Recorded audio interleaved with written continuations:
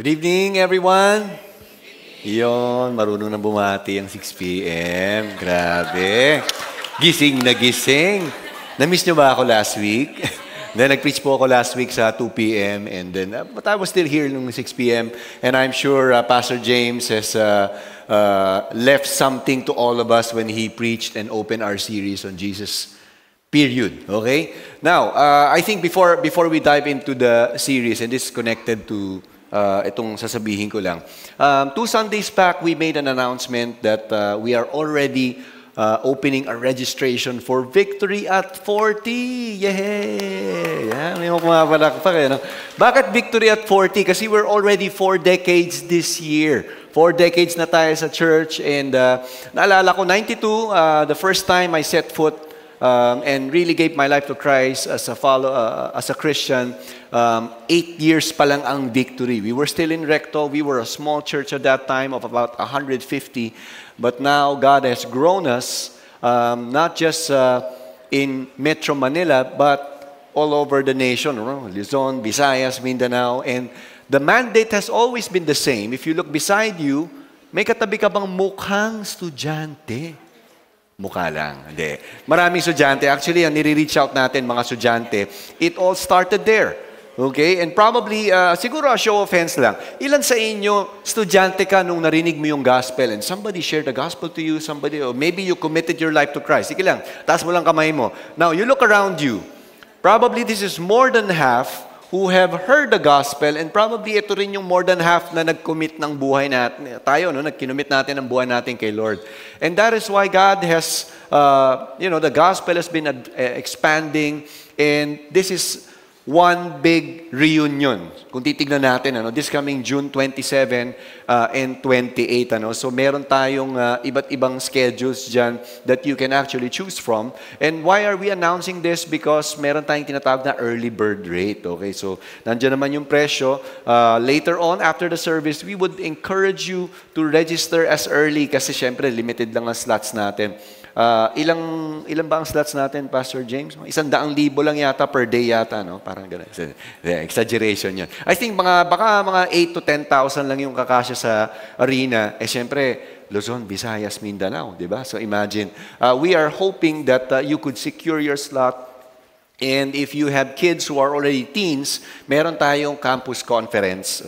Ano bang araw to? 28, okay, that's 7 p.m., okay? So, kung meron po kayong katanungan, we have our discipleship administrators who will be there to assist you. Okay ba? Show of hands lang uli. Sino sa inyo gusto mong pumunta?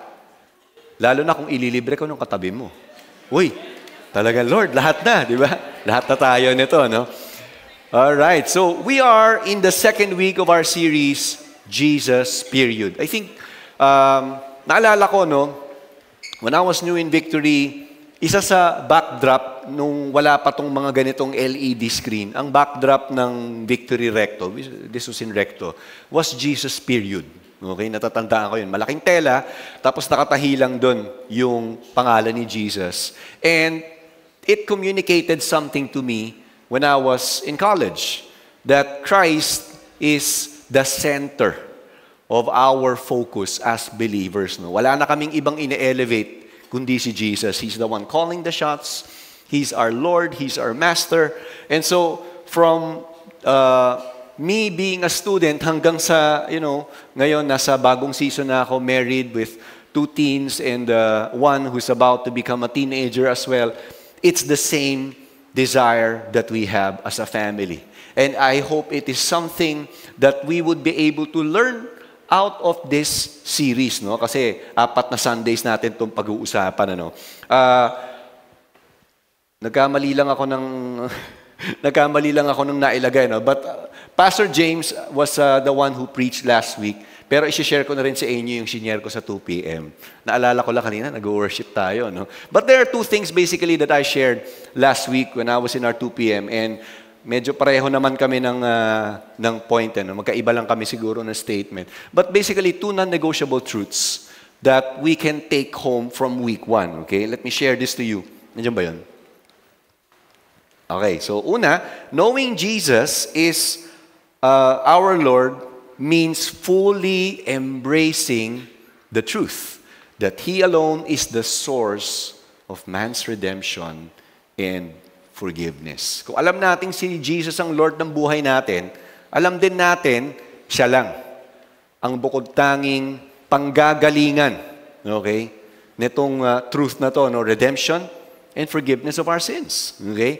And then the second one, knowing Jesus is our Lord, means wholeheartedly trusting His supremacy in every area of life.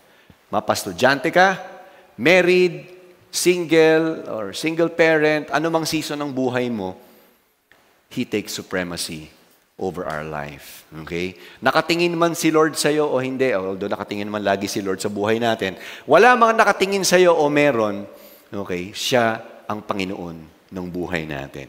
Now, as we continue our series, we're gonna talk about the next step. Ano bang gagawin natin? If we have received Jesus as our Lord, is that it? What are we gonna do? Okay? Let's open our Bibles and let me invite you to stand with me in reverence to the Word of God. And we're gonna read Colossians chapter 2. We're gonna read 2 verses. Verse 6 and Verse 7. It says here, therefore, as you receive Christ Jesus the Lord, so walk in Him, rooted and built up in Him, and established in the faith, just as you were taught, abounding in thanksgiving. Let's all bow our heads. Lord, we are committing this time to You as we dig into the Word, as we study the second chapter of Colossians. We're praying that this very truth will transform us. From information, turn this into transformation of our soul. Thank You in Jesus' name. Amen. Amen. Let's all take our seats. Now again, Colossians was written by the Apostle Paul, and this was addressed to the church in Colossae. It was a small city in what is known today as modern-day Turkey. Okay? Now, he wrote this letter particularly to address to believers in this small city na in-start ni Epaphras, one of the Christians, one of the believers na somehow some Bible scholars believe he heard the message of the gospel nung nagpa-plant pa lang ng church si Apostle Paul sa Ephesus. So dinala niya yung gospel sa hometown niya in Colossae, started a church there. But then at some point when the church was probably growing, there were people who were spreading false teachings. Okay, and part of the false teachings involved mixing the Christian faith with human philosophy, which we can find in Colossians chapter 2, verse 8. Okay, this was the next verse na in Colossians chapter 2, verse 8. Sabi nga rito, see to it, this was Paul saying, addressing to the church, that no one takes you captive by philosophy and empty deceit, according to human tradition, according to the elemental spirits of the world, and not according to Christ. This was just one of the many issues that the church was facing. Another was in Colossians chapter 2, verse 9, because they were questioning the deity of Christ. But then in verse 9, Paul said, in Him, the whole fullness of deity dwells bodily. That Jesus is 100% man and 100% God. So he was emphasizing these truths to the church. Now, as Paul continued, okay, sabi niya sa mga Kristiyano, when you understand that your life is in Christ, then your nature has changed as well. Now, may katabi ka bang mukhang palamura dati? Dati. Okay, disclaimer lang. Meron ba? Ay, hindi, mabait to, pastor. Mabait to. Actually, whether palamura ka o hindi, in reality, lahat tayo meron tayong tinatawag na sinful nature. Okay? Kaya nga may kanta nung 90s na sikat, di ba? Yung gusto kong bumait, pero di ko magawa. Nakanta mo na ba yon habang naghihintay ka sa pila ng jeep? Tapos ang lakas-lakas ng patugtog ng jeepney driver, di ba? So, na-LSS ka yung last song syndrome ka. Tuloy, matutulog ka na, naaalala mo pa yun, di ba? Pero ganun talaga yung buhay natin before. Bago natin nakilala si Lord, yun yung sinful nature na meron tayo eh. Gusto mo mang gumawa ng mabuti, hindi mo naman magawa. Why? Dead tayo spiritually.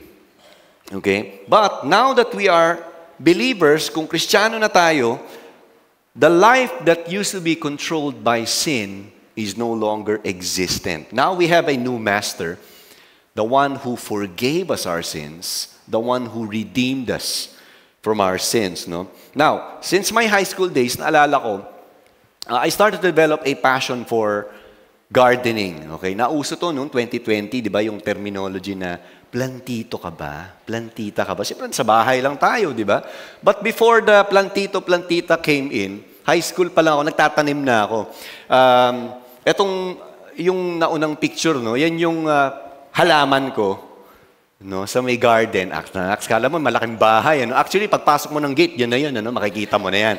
Ang problema ko, meron kaming makulit na aso na kapag lahat yata ng dumitikit sa gate namin, tinatahulan niya. So one time, nagulat ako pag uwi ko, galing church, galing office, patay na ang rose ko. Tinapakan. Kasi gusto niya kagatin daw yung, nagde-deliver yata na lalamog, no? So wala akong rose ngayon. But I like planting. And I think when you look at paano ba mag-grow ang isang halaman? Marami yan, di ba? Maraming factors. Kailangan mo ng sunlight, kailangan mo ng tubig, kailangan mo ng fertilizer, kailangan mo ng bulate. Okay, sorry sa mga kumakain dito. Sana hindi ka kumakain ngayon. Pero, di ba? Na-realize ko lang, when I was researching, yung bulate pala, it increases the nutrient availability in the soil. Dati, pinapatay ko talaga yan eh. But I-realize ko, may pakinabang pala tong bulate na to, no? And I think farmers or gardeners alike, they have one objective. Ano ba objective ng mga farmers at ng mga nagtatanim? They want to see their plant or their crops grow. Meron ba rito magtatanim, tapos happy-happy ka the next day, ay, namatay na yung halaman ko, praise the Lord, ang saya-saya ko. Wala naman sigurong ganun, di ba? Growth, okay? And in tonight's topic, we want to put an emphasis on the importance of spiritual growth. Okay, tinanggap na natin si Jesus, Kristiyano na tayo. Ano na? Okay, magsisimba na lang ba ako? Tataas ko na lang ba kamay ko on a Sunday? Dito na lang ba ako magbabasa ng verse? Uy, si Pastor James last week, 20 verses ang shinare niya. Okay na yun. Diba? Baon ko na yun for the entire week. Ganun lang ba yun? Ang gusto nating masagot sa ngayong gabi, what do we need to start doing and what do we need to keep doing matapos natin tanggapin si Lord, si Jesus bilang Lord ng buhay natin? Okay? Do we simply go into spiritual cruise control? Christian na ako. Okay? Magtataas na lang ako ng kamay on a Sunday. And then Monday to Saturday, bahala na ako. Okay, ganun ba yun? Is there a new habit we need to develop in order to grow further in Christ's Lordship? Ito gusto nating sagutin. Let me share to you 4 different pictures, or we could probably say images, that we can learn from the verses we read earlier. Number 1, walk in the Lord. Okay, walk in the Lord. Verse 6, Colossians chapter 2, verse 6. Let me read from the Amplified Translation. It says, "Therefore, as you have received Christ Jesus the Lord, walk in union with Him." Okay? You're united. Kung Kristiyano na tayo, we're already united with Christ, and this reflects His character in the things you do and say. Okay? So yung character, yung nature ng Panginoon, ini-embed niya na. Okay? Itinatanim niya na, ipinapasa niya na sa buhay natin. Living lives that lead others away from sin. I did mention earlier, we used to have sinful nature nung hindi pa tayo Kristiyano. Pero ngayon Kristiyano na tayo, the nature we have is the Christ-like nature that needs to keep growing in us. Okay? Now, ever since pandemic, noong 2020, I shifted my exercise from basketball to walking. Siyempre, mahirap mag-basketball sa bahay. Wala naman akong basketball court doon. I shifted to walking, and what I like about walking, when I was researching, wala naman akong magawa dati nung pandemic, sa bahay ka lang. Sabi ng mga cardiologists, walking has a lot of health benefits. Meron ba rito naglalakad ka? Okay, by force, kasi wala kang pamasahe, maglalakad ka talaga. Di ba? Minsan ganun, ano? Yung iba naman, wala ka talagang choice kasi yung pila sa MRT, 5 kilometers away pa. Kitang-kita mo na. Di ba? So wala ka talagang choice, maglalakad ka, no? Di ba? Meron bang naka-experience na nun? O yung pila ng jeep, kahaba-haba. Di ba? Walking. Sabi ng mga cardiologists, anong benefits nito? It reduces stress. Meron ba rito na i-stress ka? Minsan-minsan. Stress or tension. It improves your cardiovascular fitness. So, gumaganda yung yung endurance mo, 'di ba? Mas hindi ka yung umakyat ka lang ng 5 steps sa hagdanan, hindi ba? Dati hinihingal ka na. 5 steps pa lang hinihingal ka na, delikado, 'di ba? So kailangan ko maglakad, 'yan. Ano pa? It increases your energy level and it boosts your immune system. Ganda pala maglakad, ano? Ganda lang kaya tayo lahat. Huwag na tayo mag-commute. Huwag na tayo magkotse. Di ba? And I like walking, no? Kami ng wife ko, normally we would spend our time kapag date namin, naglalakad kami sa Greenfield. Alam niyo yung Greenfield, malapit lang dito yan, ano? So we would walk for about 30 minutes, 45 minutes, and we would take the time, pag naglalakad kami, we would take the time to talk about our marriage, we talk about our kids, we talk about our future, and we would normally spend some time praying while we walk. Pero hindi kami nakapikit kasi baka mahulog kami sa imbornal. Diba? So nagpe-pray naman kami na nakadilat. Diba? Nag-uusap kami, nagpe-pray kami. And the first time the concept of walking appeared in the Bible was in Genesis chapter 3. God was described as walking in the cool of the day in the garden. Now, the second time the concept of walking appeared was in Genesis chapter 5, this time pertaining to someone who was walking with the Lord. Okay? Genesis 5 verse 22. It says here, Enoch walked with God after he fathered Methuselah 300 years and had other sons and daughters. Verse 23, thus all the days of Enoch were 365 years, and then Enoch walked with God, and he was not, for God took him. He walked with God. It's a concept that was first introduced in this chapter that has a lot to do with following a particular direction or a particular course of life that the Lord sets for His people. In short, for a Christian who walks with the Lord, he understands that he is no longer pursuing his own direction. Kung dati, we walk by ourselves spiritually, we're always walking in the path of death, spiritual death. Kasi ang sinusunod natin, diskarte natin. We tend to depend on what we know. But now that we're believers, we start walking with God and we start to imbibe the spiritual nature that He has placed over our lives. In short, we become God-conscious. I hope in whatever activity we do each day, we would be God-conscious. Aware tayo na, ito ba mapiplease ang Lord dito?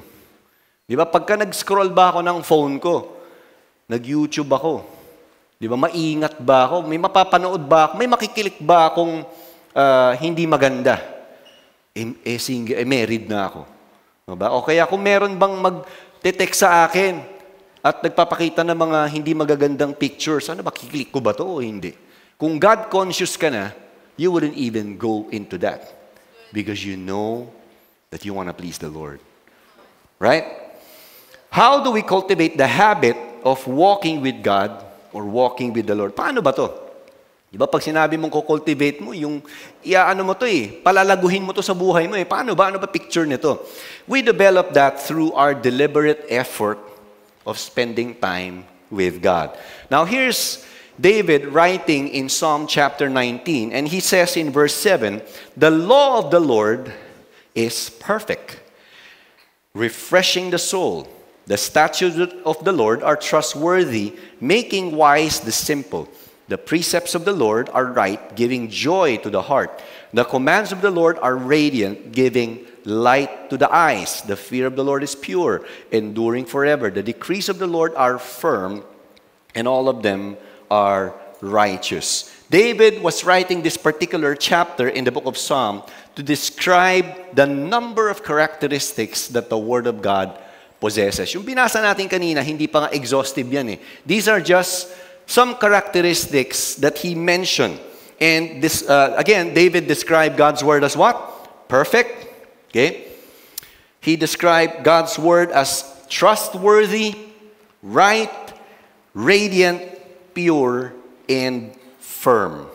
Now, when we spend time with God through His Word daily, ano bang pwedeng maidulot nito sa buhay natin? David explained its effects. It refreshes us. In other translation, I think in the ESV, it says it revives our soul. And when we say it revives, there will be times that you are discouraged. Meron ba na-discourage paminsan-minsan sa buhay? Diba? Lahat naman tayo, nagdadaan tayo sa mga ganong pagkakataon na di-discourage tayo.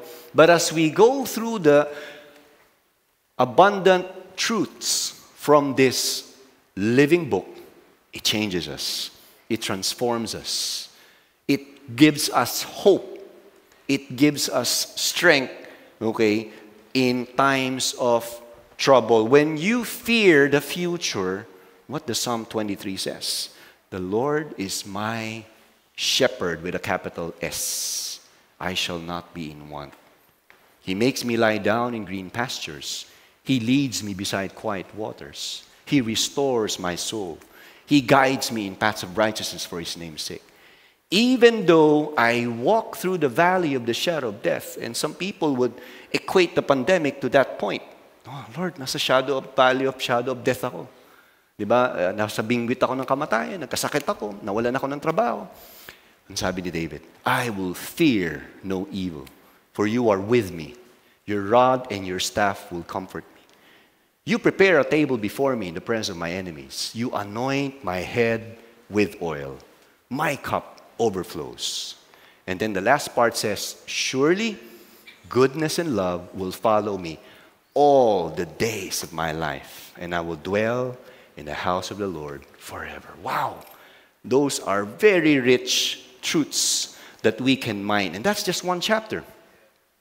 Bagong Kristiyano ka, nag-fall ka into sin, Romans 8, verse 1 says, therefore there is now no condemnation for those who are in Christ. For through Christ Jesus, the law of the Spirit of life has set me free from the law of sin and death. Wow. Condemn ka pa ba? No.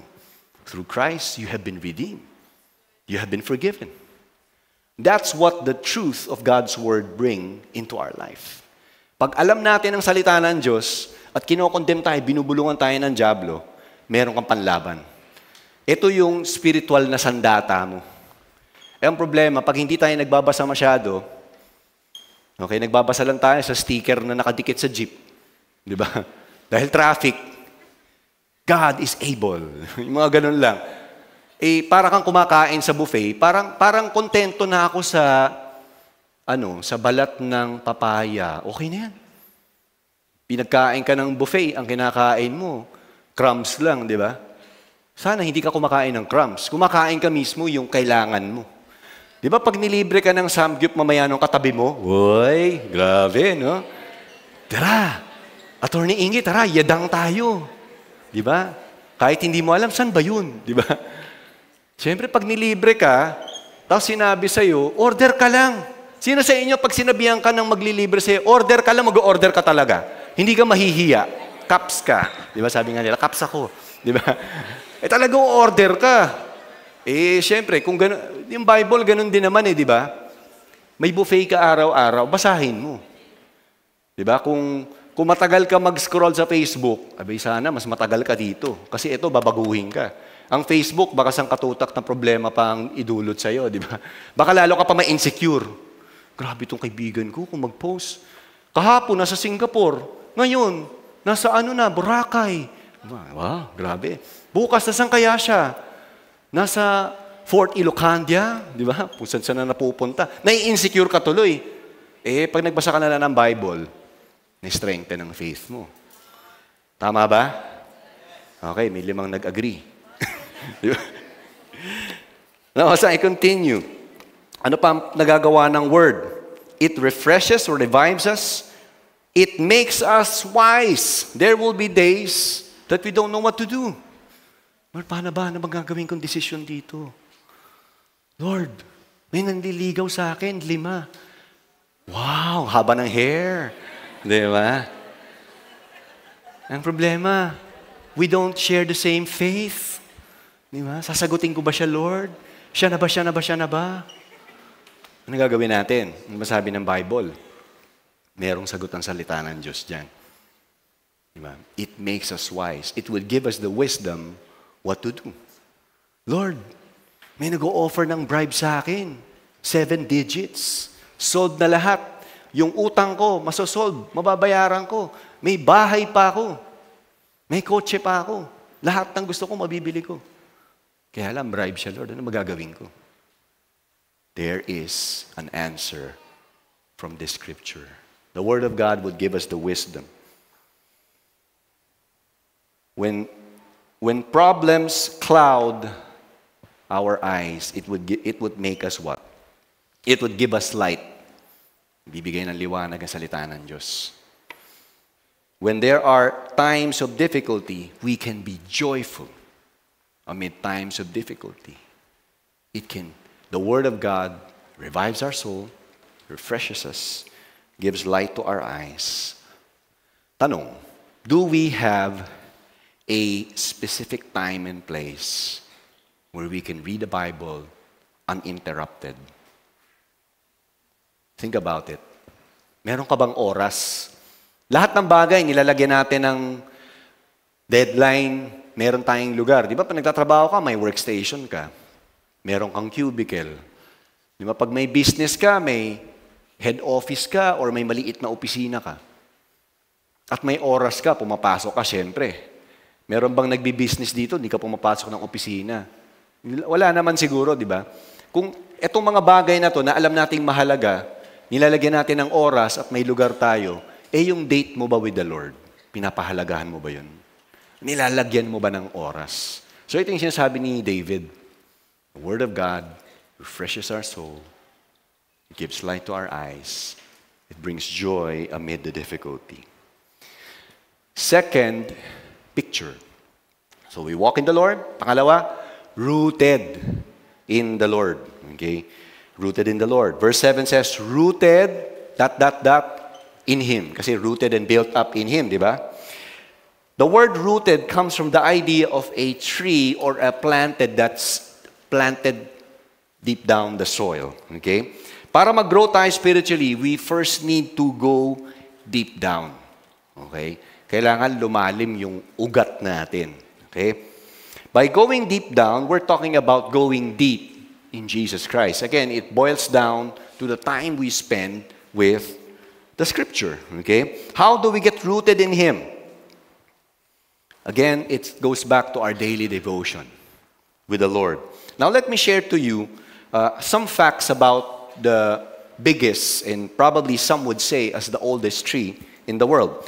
The oldest, and what probably a lot of people would say as the biggest tree in the world, is the sequoia tree. Meron ba rito nakapunta na ng California, tapos nagpa-picture-picture ka dyan, ganda na ito, mag-Instagram ako. The great sequoia tree, okay, ang pinakamatanda at pinakamataas na puno, ang tawag dito is the General Sherman tree. It could reach as high as over 250 feet. And that's comparable to a 4-story building, just like 4 or 5-story building, just like Robinson's Galleria. Okay, ganun siya kataas. 25 feet in diameter and approximately 2,500 years old. Wow, grabe, no? It has withstood probably thousands of earthquakes, thousands of storms that visited the planet for that number of years. Ano pa? Surprisingly, nung inaaral siya ng mga ano ba tawag dun? Mga hindi naman gardener, yung mga experts na lang sa puno, di ba? And they discovered na yung pinakamalalim na kayang abutin ng ugat ng great sequoia tree is just 12 feet. Nakakapagtaka, no? What?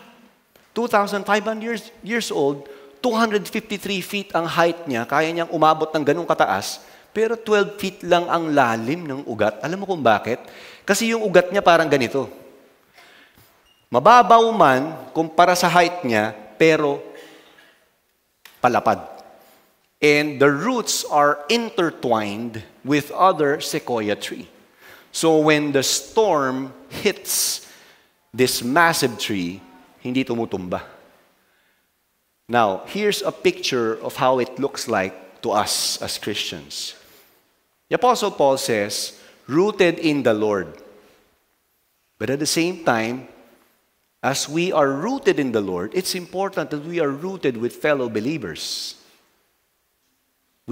Our lives need to be intertwined with fellow believers. That's why we keep talking about the importance of being part of a church community. This is no recruitment thing, to be honest. But this is an encouragement to you that you need someone to walk with you. You need someone to speak into your life. You need someone who can pray with you through the different seasons of life.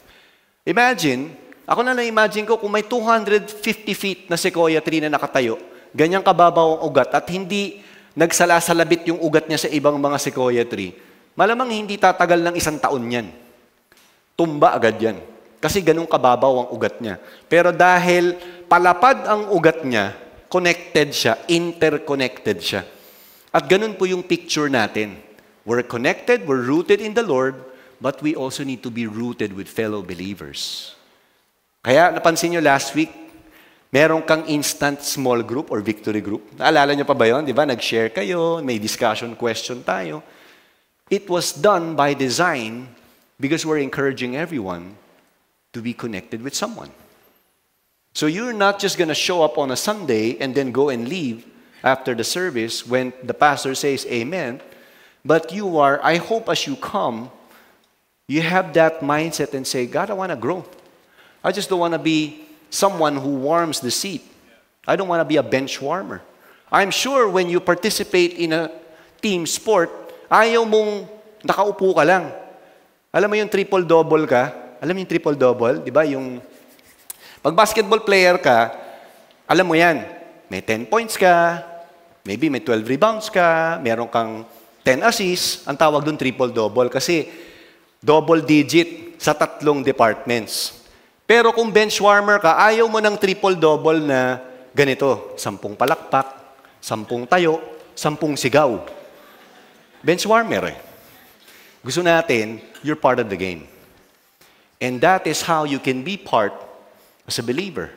You're intertwined with fellow believer. So I hope before the service ends, and you're not yet part of a church community, look for someone. You can approach me, you can approach Pastor James, you can approach someone that you know in church so that you can be part of the church community. That would help us be rooted in the Lord. When we're going through the fire, think about it. If you're rooted in the Lord and your faith is intertwined with someone, then that person can pray with you. That person can speak into your life. When you're having marital issues, there are people that you can approach. People who can encourage you through the difficulties of life. When you're under pressure, at least may mga tao kang pwedeng lapitan. That's the second picture. So walk in the Lord, rooted in the Lord. Third picture, we're built up and established in the Lord. Very interesting metaphors. Walking, at iba-ibang metaphors to, di ba? Walking, rooted, we're talking about plants, and then suddenly, built up and established, we now shifted to an architectural metaphor. Meron bang arkitekto dito? Meron ba rito? O nasa building business ka, construction business ka. And whenever you are in that nature of business, napakahalaga yung pag nag-build ka, may stability. Tama ba? That's the goal of architects. Di ba? Pag nag-build siya ng structure, ayaw naman niya mag-build na tremor 1 pa lang ng earthquake, tumba na. Di ba? Bukod sa mare-revoke ang lisensya mo, wala ka ng business, di ba? Wala ka ng trabaho or whatever. Gusto natin, pag nag-build tayo, establish ka talaga. Okay? Built up, sabi sa verse 7, built up in Christ, or built up in Him, established in the faith, just as you were taught. You see, the church in Colossae was confronted with a lot of issues that somehow affected or was affecting their faith. But the Apostle Paul said, built up in Christ or built up in Him, established in the faith, just as you were taught. Okay? What are they supposed to be built up and established in the faith? Ano ba sinasabi ni Paul dito? Let's go back to Colossians 1. Mag-review lang tayo from what Pastor James shared. Verse 13 says, He has delivered us from the domain of darkness and transferred us to the kingdom of His beloved Son. Verse 14, in whom we have redemption, the forgiveness of sins. You know, these passages is a constant reminder for every believer that we build our faith on this truth. That in Christ, okay, we have been redeemed and forgiven. Our salvation is not built on our good works. But the good works that you do today, kung Kristiyano ka na, is a byproduct of your personal relationship with God. Okay? Kung mabait ka na ngayon, may katabi ka mo, mukhang mababait yung katabi mo. Ayan, mukhang mabait to. Diba? Lilibre ako nito mamaya, nagugutom na ako. Hindi ka mabait dahil, yung mabait ka, and it's not because you want salvation. Salvation has been given for free, by faith, by grace through faith. It was given through Christ. It is from this biblical truth that we can build our faith on and establish our faith on. Kaya nga sabi ni Paul, just as you were taught. Epaphras, perhaps when he was starting the church and preaching the gospel, he was already emphasizing this truth, that it's only in Christ that we can be redeemed and forgiven. By building ourselves up and being established in the Word of God, they will protect us from many potential heresies or the winds of false teaching, and we can stand solidly in this truth. Built up and established in the Lord. Finally, the fourth picture is overflowing with gratitude. Overflow with gratitude. Sabi sa last part ng verse 7, abounding in thanksgiving. How many of you would agree with me that we live in an age of negativity? Bukas mo ng social media, news feeds, puro nega. Di ba? Ang daming gera. Sa loob ng 3 taon, ilang gera na ang, gumagambala sa buong mundo. Just today, when I woke up, Iran just launched a series of drone missiles to Israel. Think about it. Negative na naman. I remember in college, when I was taking up the course of journalism, our professor would tell us, bad news is good news. Wow, I couldn't understand at that point. But I realized nung nag-journalism na ako or nung nag-OJT ako, yung palang mas maraming namatay kumpara sa isang aso na naipit. Dapat ang i-highlight yung marami namatay. Kasi yun yung bumebenta. Napansin nyo ba yun? Pag mas exaggerated ang balita na negative, mas binabasa. Kayo ba na biktima na ba kayo nun? Binasa mo bigla, kinlik mo, na-clickbait ka. We live in an age of negativity. And when negative is normally being highlighted, nalilimutan nating magpasalamat. Nalilimutan na nating mag-thank you kay Lord o mag-thank you sa mga taong ginagamit ni Lord to encourage us. That's why Paul said we need to overflow with gratitude. Colossians chapter 1, verse 11 and 12, this was the prayer of the Apostle Paul to the church in Colossae. He didn't plant the church. He has not yet met the Christians here. Wala namang face-to-face meetings pa. Pero sabi niya, I'm praying for you.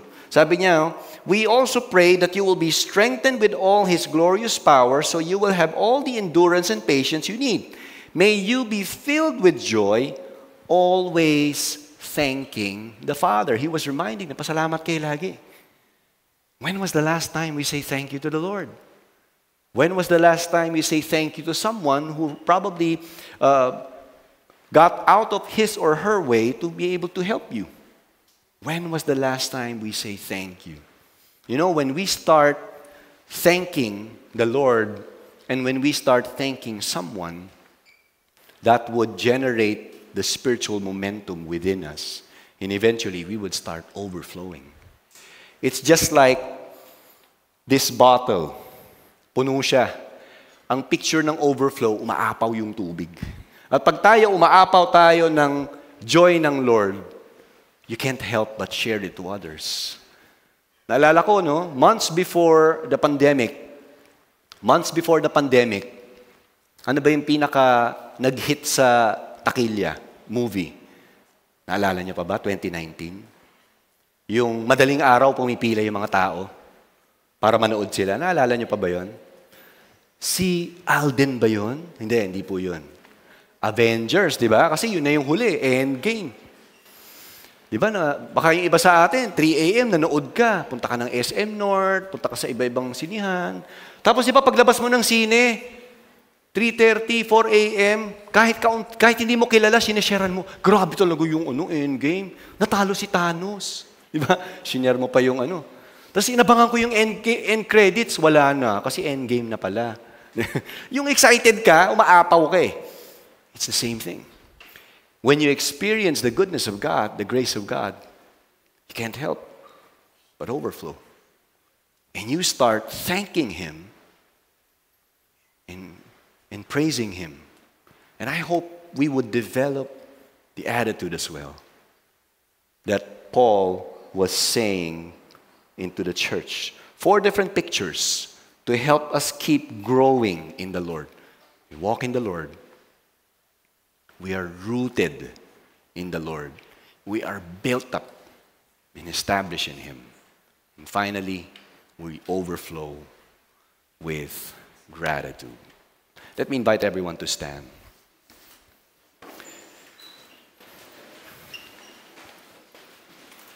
I'm going to invite the music team to join us here. So bow our heads and close our eyes. Thank you, Lord.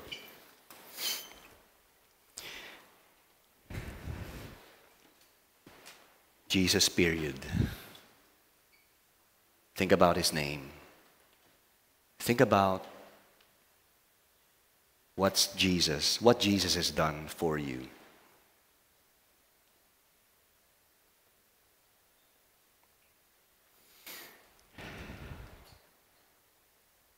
Lord, the Apostle Paul said, just as we have received Christ as Lord, continue to walk in Him.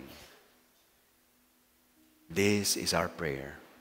We will never stop. That we would never stop walking with you. We would never stop being rooted in you through the timeless truth of the Word.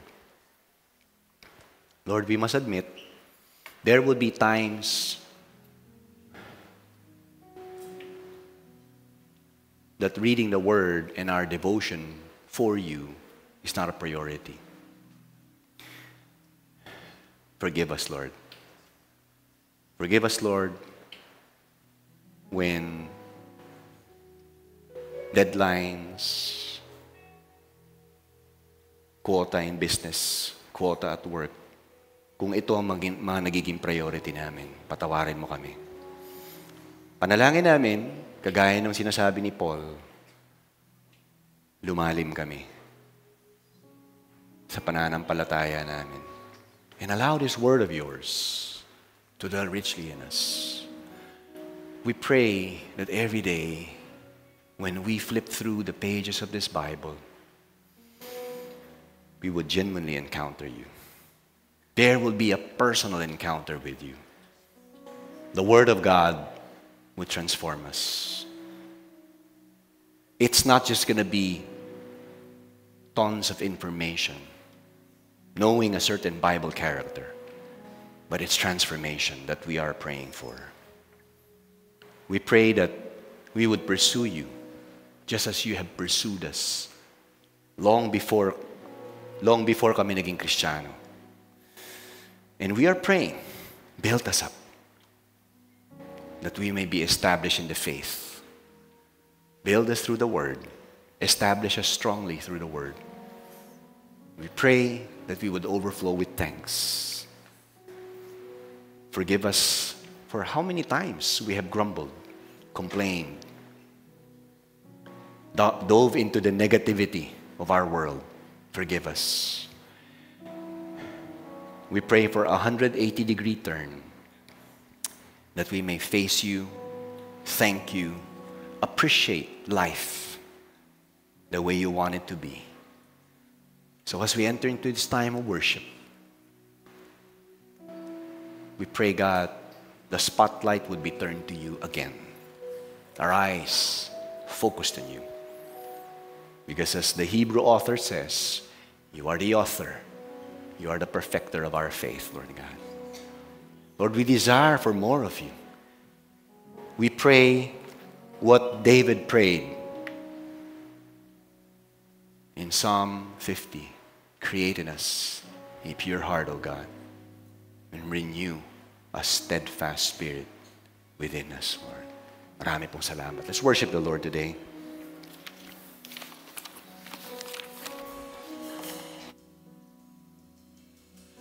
Christ is enough for me. Christ is enough for me. Everything I need is in you. Everything I need. Christ is enough for me. Christ is enough for me. Everything I need is in you. Everything I need. Let's all declare this. Christ is enough for me. Christ is enough for me. Everything I need is in you. Everything I need, I have decided. Come on, lift him up. Jesus, no turning back, no turning back. I have decided to follow Jesus, no turning back, no turning back. I have decided to follow Jesus, no turning back, no turning back, turning back. I have decided to follow Jesus, no turning back, no turning back. The cross before me, the world behind me.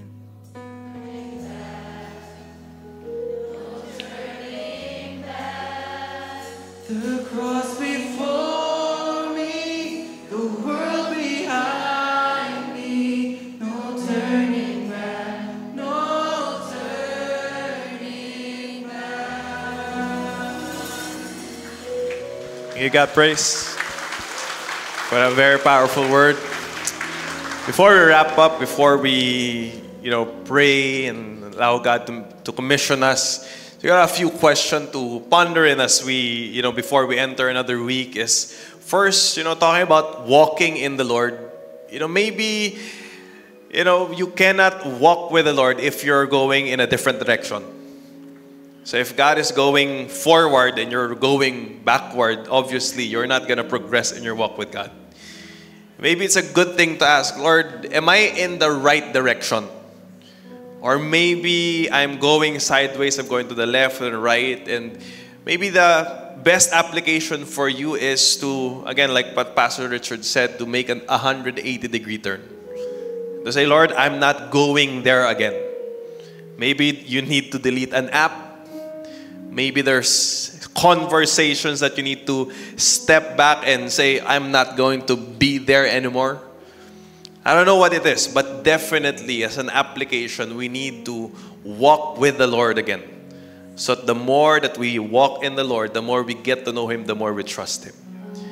But second thing, maybe there are places also that you are deeply rooted in. Kasi hindi naman tayo lahat parang nung pinanganak Kristiyano na eh.